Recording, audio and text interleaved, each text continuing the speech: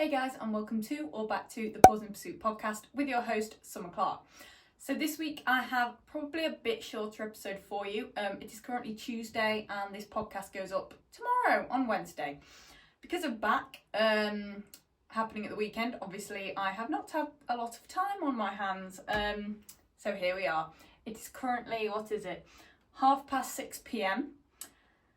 and I'm recording a podcast. So I'm half asleep, it's my bedtime, I'm a grandma, leave me be, if you know, you know. But we're here, we're showing up, we're doing this thing, we're doing this episode. So today I'm going to be talking about how to cope when injury strikes in both an agility dog and a handler. So either or, hopefully not both at once, that's shite luck. This reminds me of a conversation me and Millie had about swearing on the podcast at back. And I was like, I do it all the time. And Millie went, do you? I don't notice. Shite, there we go. I don't know if that's actually a swear word, but anyway, I'm rambling. So, I'm going to give you 10 things to remember if you or your dog gets injured, just to make sure you're doing the right thing for a speedy recovery and staying in the right mindset for your return to the sport as well. But let's start with the weekly recap. Nice one, Summer. Good start. Okay. Weekly recap. So, I can't remember, to be honest, what I told you last week on the podcast. But I did another judging appointment at Inspire, a different venue, Morton Moral College this time. I don't know if I told you that, but it went really well. And I finished by 5:30, which is not bad considering I would have finished at 5, but we had a timing issue where we had to swap the time gates over and go find the tech guys and do all that faff. But apart from that, it went really, really well. It was nice not to finish at 10 p.m. Obviously no final, so that went well. And then, what else? And then pretty much straight to back. So back went really well, as you probably saw on social media. So Friday, literally shite day. All E's. One thing in each run causing an E. The rest was literally that one thing in each run again. So that wasn't great, but then Saturday we redeemed ourselves and we won what did we win? The British Championship Jumping. The round of that, and that qualified us for the final that evening, the championship final. So it's a very good job we got that win, to be honest, because we weren't going to get in the top 15 overall with the E's, were we? And then he went clear in the final too and came third, so big slay there. And then on the Sunday we won again, but we won a Grand National round, so that's like a steeplechase thing. But the courses are actually quite tricky for steeplechase. Grand National's normally a blast round. This weekend I think they were quite hard. I don't know if that's just me. But lots of fun anyway, good times with friends. The bar there did literally the best strawberry daiquiri cocktails I've had in my entire life. I normally find cocktails a bit sickly. Literally, I could tell there was alcohol in it after drinking it, but while I was drinking it, I was like, this is fruit juice. So it was really nice. Had a great duck steak thing, that was nice. So just all in all, a really good weekend, nice hotel, really posh hotel actually. Had a pool and a sauna and a gym, didn't get to use any of it because we were so late. But still, great weekend, there you go. And then the latest thing, which I just announced today actually, so yesterday when you're listening to this, I'm now sponsored, well, we are now sponsored by Better Life, so I'm so excited. Better Life is what Arrow is on for his joint supplements. He's on the Pharmaquin Joint Care for Dogs, obviously, and he has that every single day in his food. And yeah, I just believe, we ask that much for our agility dogs, physically and mentally, but, their bodies do a lot for us on course and it's unnatural for them. So the least we can do is do everything we can to make sure their joints are healthy and they don't get arthritis when they're older and stuff like that. And Better Life also does a human version, so I'm going to start on that myself soon as well, I believe. But yeah, thank you to Better Life for that amazing opportunity, and I'm really excited to work with you guys. And I also got a really cool hat that I was sporting at back and Arrow was sporting in the post. So yeah, GB themed. Oh, I just tapped my pumpkin, look. Anyway, yeah, GB themed hat, so right on brand.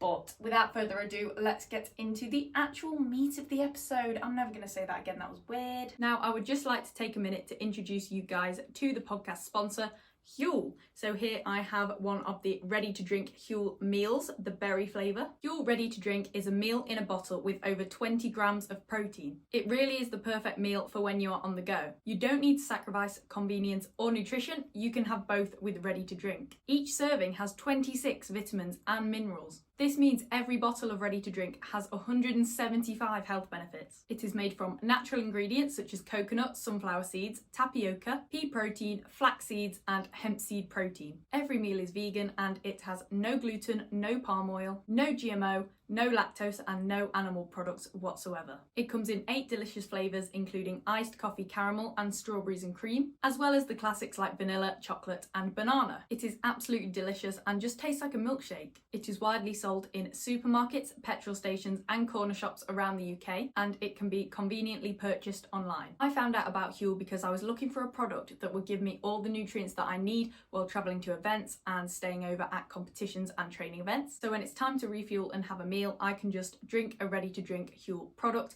and get all my nutrients quickly, easily and without cooking. It's perfect when I don't have the time or the facilities to cook. For example, when I'm camping at a competition, I'm going to be drinking at least one a day at KCI and Dogs in Need. If you're super busy just like me, then you really don't want to miss out. You can easily and conveniently shop ready to drink from Huel at the link uk.huel.com/paws. I hugely appreciate anyone and everyone that uses my link as it helps keep this podcast running, and every sale through that link helps keep my podcast going. Buying through my link also gets you a free t-shirt which will be auto applied at the checkout. If you subscribe to a Huel order, you can save 10%. You can choose how often your subscription comes, for example every 2 weeks, 4 weeks, 6 weeks, etc. And these are super easy to manage on the website and you can edit whenever you like. uk.huel.com/paws. So, how to cope when injury strikes. Remember, this is dog and handler. So number 1, this sounds so cliche, but think positively. Thinking negatively will prolong your recovery, to be honest, if you are injured, because there's a strong scientifically proven mind-body connection. So you've probably heard before, if you think negative thoughts, you can get aches and pains from being stressed. You can get IBS from being stressed, stuff like that. And to be honest, it will just worsen your state of mind if you dwell on it, if you think negatively about it, if you don't believe that you will recover soon or dwell on a long recovery process. And that's just going to take a toll on your body. Your body is going to be just not in the best state to recover and heal, basically. And it will worsen your dog's mental state if they are injured, because dogs pick up on our emotions, as we all know as agility handlers, and they will already feel stressed due to the increased rest and altered routine. So think about it, if your dog's injured, they're probably going to be in their crate a lot, resting more than usual, not getting as much exercise. Their routine's going to be different. That's going to cause them stress, and there's nothing we can do about that, but there will be a little bit of stress there. And we don't want to make that worse by us also being negative and stressed, because our dogs will pick up on that too. So not only are they stressed because of the reasons of rest and altered routine, but now they're even more stressed because they're like, why is my human acting so weird and so sad and negative and stressed and just bad vibes?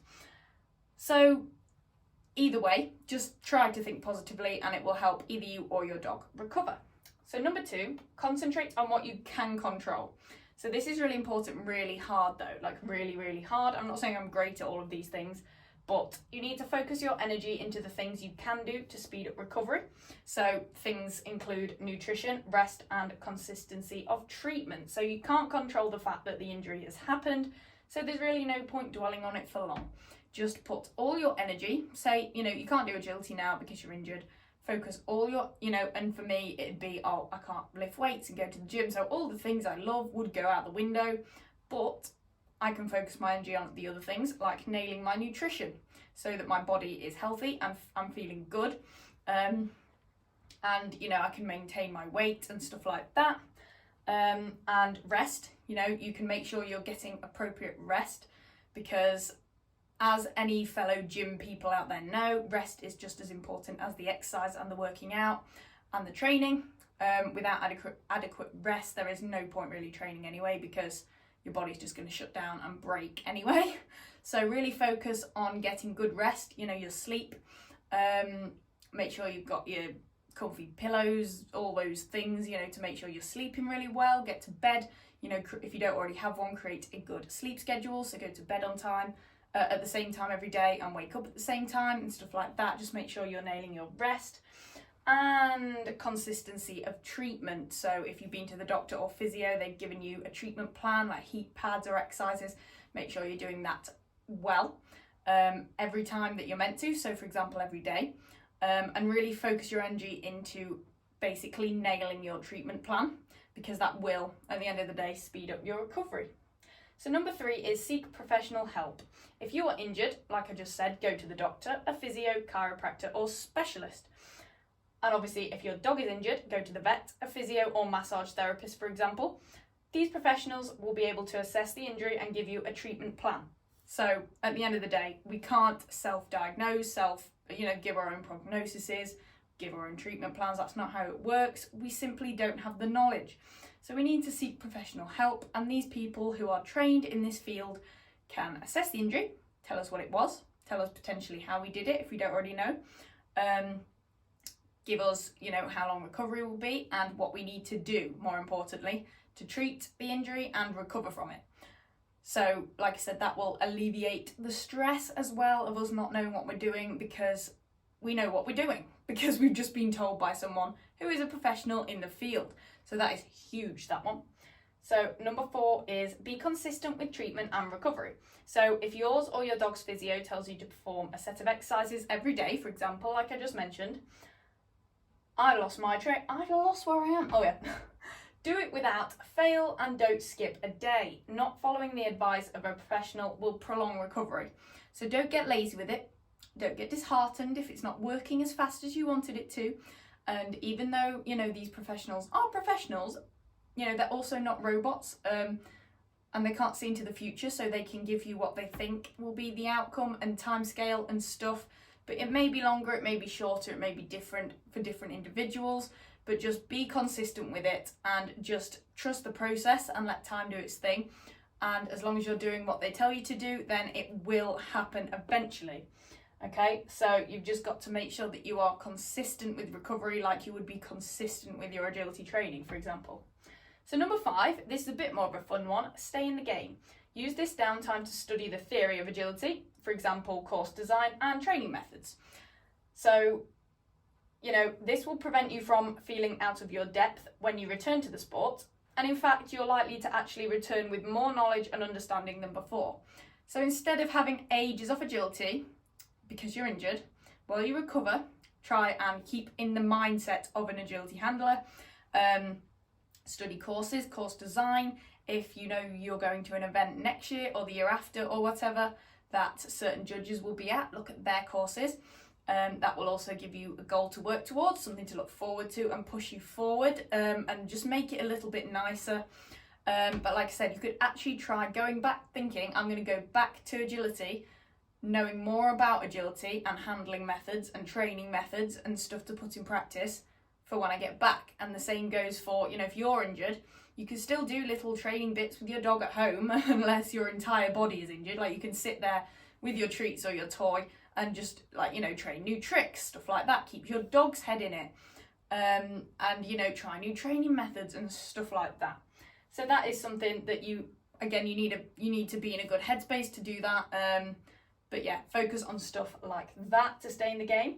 Number 6 is ask to run someone else's dog if your dog is injured. So again, you really don't have to do this, because sometimes a break does us good anyway. So just embrace it. I think I would. But if you miss agility or are worried your handling will be rusty after a break, ask a friend if you can run their dog or advertise your request online. So you've got Agility Net, stuff like that. I know we're not all a fan of Agility Net, but pretty much the entire agility community is on there. And a lot of people do have lots of dogs or can't run their dog, for example. So you are likely to find someone. So if your dog is injured, try and find another dog to run. So you're still getting your agility fix and your handling is remaining consistent. And let someone else run your dog if you are injured, if you're worried, because again, breaks can often do a dog good. In one of my previous podcast episodes, I did speak about winter breaks and whether or not to take them, so go check that out. But yeah, often breaks can do dogs good anyway.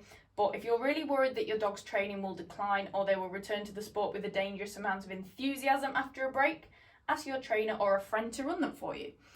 So for example, if that happened and I wanted someone to keep Arrow's head in the game and body in the game, then I would probably ask Lucy to train him at our weekly training sessions, or whatever competition she's at. Again, maybe I wouldn't let anyone else run Arrow, just her. But you might not be as picky and you might be fine just letting a friend or anyone run your dog. Do you know what I mean? So it's entirely up to you, but that is an option just to keep you from worrying again. Number 8 is keep uninjured body parts fit. So for example, if you injure your knee, keep your upper body fit by lifting weights. So, you can do your shoulder press, bicep curl, stuff like that.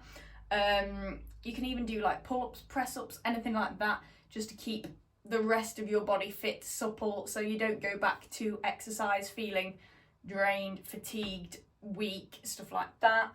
That will really help, and obviously you get those endorphins from exercise without actually exercising the injured part. It's a bit more difficult if it's like your neck or your back, for example, because you can't really not use those in any motion. It's quite hard, but there is always a way around it, well, usually. Again, this is more challenging with dogs as we can't control or tell which muscles they recruit for different movements. So, if your dog's foot is injured, back hind foot is injured, and you do like front paw lifts, they may still be bearing weight on that injured foot, which we don't want. So be careful doing that. I probably wouldn't bother in that sense, but for you, if you get injured, you can definitely work other parts of your body. Again, just know your own body and you can feel it, can't you? If it hurts, don't do it. If it's fine, then there you go. For me, about 2 years ago now, I went to a PT, was lifting very heavy, and it just didn't suit me, and I ended up with a back issue for about a year. I went to physios and stuff, and I was told that my back muscles are overactive or hyperactive or whatever, and they're basically just switched on. Like, my body recruits them for movements that they don't need to be used for. They just switch on. They're pretty much always switched on. So I had to do exercises, stuff like that, blah, blah. Got a few massages here and there by the physio, and that's flared up again lately. And I think it's because I up my weights again a bit at the gym. So at the moment I'm just swimming, sauna, stuff like that, walking. I do miss lifting weights a lot, but I'm hoping, it's been like 3 weeks now, this flare up, so I'm really hoping it goes away soon. But I can still do agility fine, and it's not like agonizing, but it's just like a burning sensation in my back muscles, if that makes sense, which makes everything harder. But just a bit of context as to what gave me this this idea. But like I said, because I don't want to lift weights, because my back muscle, any weights really at the moment, because my back muscles would switch on. But I'm swimming because that stuff like that is good. Swimming, yoga, stuff like that, Pilates, stretching, all those things are still exercise, gentle walking, but they won't strain and stress those injured muscles, if that makes sense. So basically look for alternatives. So number 9 is don't rush back into it. For God's sake, I know it's so hard and I'm terrible at this, but as tempting as it is, remember that this will take you back to square one and prolong recovery. In fact, you may have to endure the entire process of recovery all over again. Wait until the injury has totally healed before getting back to anything. So again, it depends on what the injury is and how severe it is. But just do not do things to that body, the injured body part, that will prevent it from recovering or make it hurt or make it worse until it's completely healed. Even if you have, say, a few days or a week of no pain there, leave it another week just to make sure, do you know what I mean? Just to make sure it's definitely healed. Like, wait as long as possible, because if you rush into it, you'll just have to spend longer out of the sport or out of the gym or whatever, and you may have to start from square one, and even more. Like, you could have to go through your entire recovery process from scratch, doubled. Do you know what I mean? Because you've just re-injured it. So it's not only just injured now, it's like injured the injury almost, if that makes sense. If a physio hears me, they're going to scream, but you know what I mean. So the last point then, number 10, is think about how you can prevent reoccurrence of the injury in the future. So keeping yourself and your dog fit outside of agility will help to prevent injuries within it, for example. So if you strength train, for example, and do like flexibility exercises, then you're less likely to hurt, you know, maybe go over on your ankle when you're running agility, or pull your quad because your quads are nice and muscly, stuff like that. Exact same for our dogs, exact same through conditioning exercises and stuff. So this can be done through targeted exercise, like I said. Physio appointments, obviously, for you and your dog if you can afford it. I can only afford arrows, I can't afford mine at the moment. That's a funny topic, actually. Joint supplements, obviously, arrows on Better Life, and then stretching. Stretching is really important for both us and our dogs, warming up, cooling down, stuff like that. Again, if you want more information about stuff like that for dogs and humans, have an episode on dog physio in our agility dogs with Megan Hunt a while ago, and one on handler fitness as well with Chris Curtin. So check those out if you want more information. And if there was a certain movement or activity that caused the injury, learn to do this more carefully in the future. So for example, if you know when the injury happened, like sometimes if it's a bad injury, you can feel it go. Like that's the difference with mine. It's an overuse injury that comes on over time. It's not like I've pulled my back all of a sudden, do you know what I mean? It's just overuse of the whole muscles. Whereas if you like pull a specific little muscle, like I did like the muscle in my groin once, it was horrible. One of the worst ones I've had, I think. And I like felt it. I was running a 5k PB and I just felt it, like I extended my leg and it twanged. So then I was like, you know what? And it was raining as well, so I like my whole leg was wet, if that makes sense. So, you know, in the future I thought, build up to it more slowly, you know, and I think I sprinted like the last kilometre when it happened. So I was thinking, well, no, let's build up to that next time. Let's not go from a gentle jog straight into a sprint for the first time when it's wet and your leg's already cold and tired and you've never run a 5k that fast before and stuff like that. So learn from it and don't do it again. Or if it's something like a weighted exercise in the gym, you know not to push it that far next time. Or if you twisted your back or twisted something to like you dropped something and twisted under something to reach it and you felt it go, don't get into that position again in the future, stuff like that. Same for your dog. If you sort of spotted where it happened on a course or something, just be aware of that movement and maybe I was going to say back chain, but it's not back chaining. What's it called? Again, just build up to it, sort of go back to the basic movement of that thing and sort of retrain it in a better way so you've got better form. Your dog has better form, and that's the same for you in the gym. So keep the weights light until you have great form and then increase the weights, you know. So go back down, and again, if you injured yourself lifting heavy weights, when you go back, lift light weights until you perfected the form and stuff like that. And try not to strain as well. You don't really want to do loads of straining. There's a very fine line with weightlifting, I know, but I'm literally going off on a tangent. This is meant to be about agility and I'm talking about weightlifting. Anyway, that is everything. Hopefully you get the gist of what I'm trying to say there. But yeah, there is light at the end of the tunnel. If you or your dog gets injured, you'll be fine, I promise. But try to stay positive, and like I said, my DMs are always open if you want to share your experience or ask any further questions. And with that, again, thank you very much for listening, and I will see you guys next Wednesday at 8 p.m. But before you go, make sure to follow me on all the socials. I'll put them here on the YouTube video and down below in the description on Apple Podcasts and Spotify. If you're feeling generous, do leave a review, ideally 5 stars, on Apple Podcasts or Spotify. I was going to say and Spotify, but you know, you can do if you want.